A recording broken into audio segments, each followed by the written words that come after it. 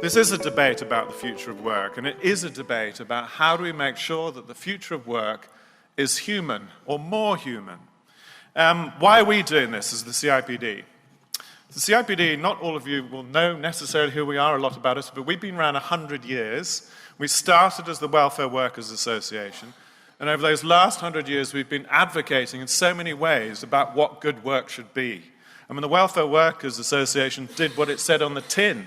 And sometimes in the intervening years, we've forgotten a lot of what is really important in terms of the welfare of people and how important that is for organizations, economies, society, and so on. And so we've really taken that advocacy forwards. We've called out this purpose of championing better work and working lives, and this is what I fundamentally believe that this movement is about. Because work can and should be a force for good. It should create meaning and purpose for us. It should give us opportunities to develop. And of course, it should drive economic return, both individually and collectively. That's why we work.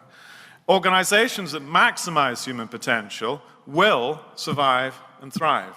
And those that don't, it's very hard to see how that they can be part of a long-term future.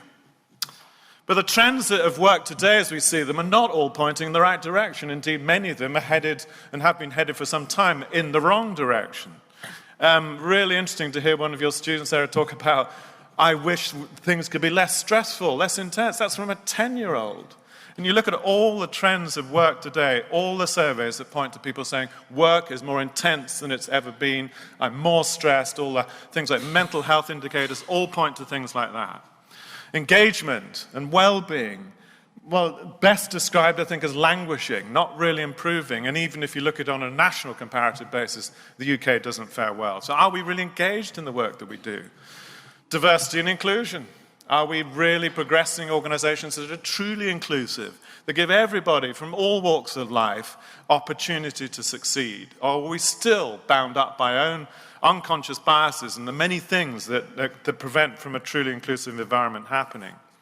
What about opportunity? What about fairness? What about even things like wages growth? We all know the statistics, and the average wages growth over the last 5-6 years have barely moved. Whilst at the same time, at the highest end of executive pay, they clearly have moved and moved very significantly up. So is that fair? How do we create a fairer world of work and more opportunity for more people to progress through their jobs, even if they start, as most of us did, in relatively low-skilled, low-paid work? How do we progress from that?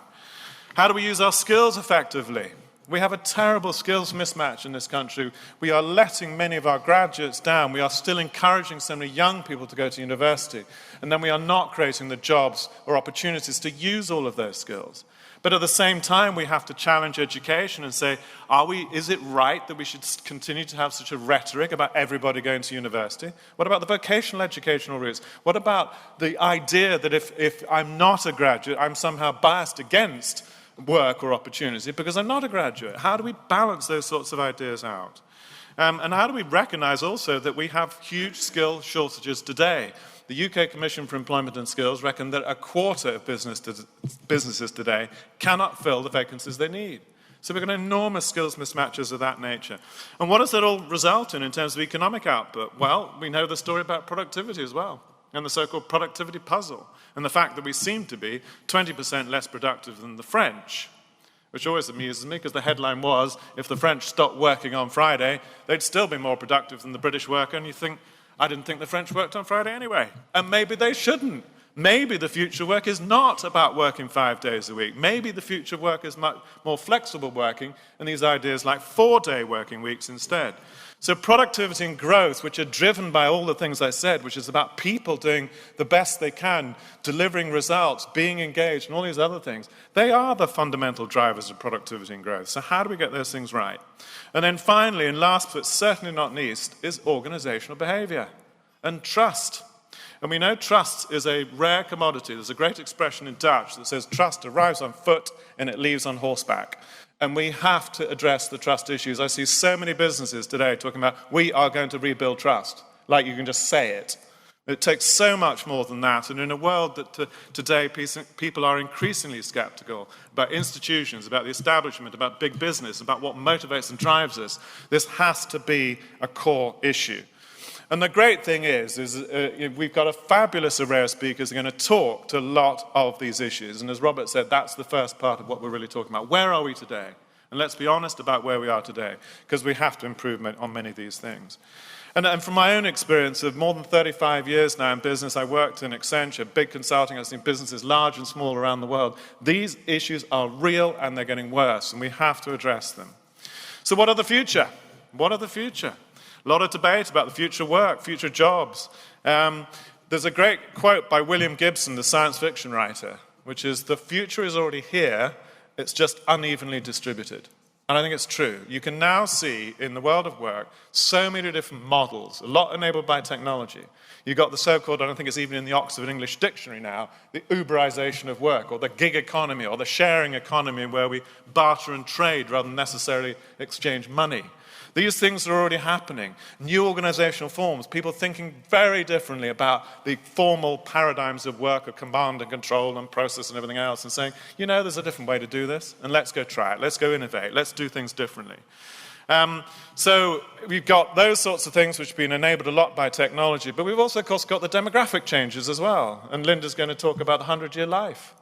We've got Gen Z, just as we're still surveying Gen Y and worrying about them, we've got Gen Z hot on their heels, the true digital natives.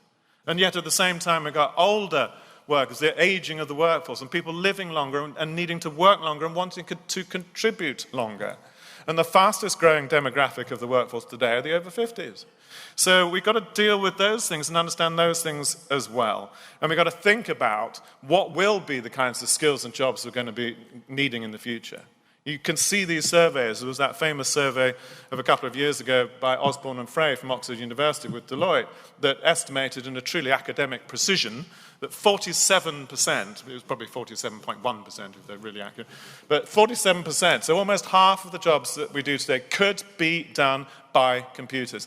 And technology, and having spent a lot of my life with technology, I think we are at a profound inflection point of what technology can enable and could do for us. But it's got to be harnessed in ways that are positive, because if you look at a lot of the stress of work that I touched on, a lot of us would argue, yeah, and that's been created by technology. We're always on. There was a Vodafone survey recently that said 40% of us wake up in the morning and the first thing we do is grab our phone to check our emails.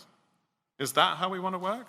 So we have to understand these things, and we've got to bring new ways of thinking to this. We have got to help shape this future, because there is a risk with all of these trends that if we carry on with the things that we've been doing, it's going to get arguably worse. So now's the time for new ideas, for radical thinking, for flexi working, for really thinking, what is the paradigm of work that says we should all be working 9 to 5, Monday to Friday? Why not 4-day working weeks? Why not massive flexibility that allows us to work when and how we want to work? Now, you can't do that for every job, but you could do it for a lot of jobs. What about education? What about lifelong learning? What about a life of jobs that says we are going to be changing our careers and things that we do, and young people asking about the skills they need for the future? What are those skills? And are they things like understanding digital or critical thinking or whatever it is that we need to think about? What about ideas like universal income, which is being debated in many countries? It says, all right, we can't create all the jobs in the future, so we just have to pay everybody a standard wage, and we'll work from that principle. Or what about flex security, ideas that I'm going to move between jobs a lot, and therefore how does the state or the system or the welfare processes we have support me in that? How do we think about employment law? How do we think about education more broadly? So these all add up in our minds to an inflection point. And this is what this community, I think, is about understanding these things and working collectively with all these different inputs and ideas to shape a different future. No one knows all the answers. We are here to shape and to exchange and collaborate and build on ideas and move forwards.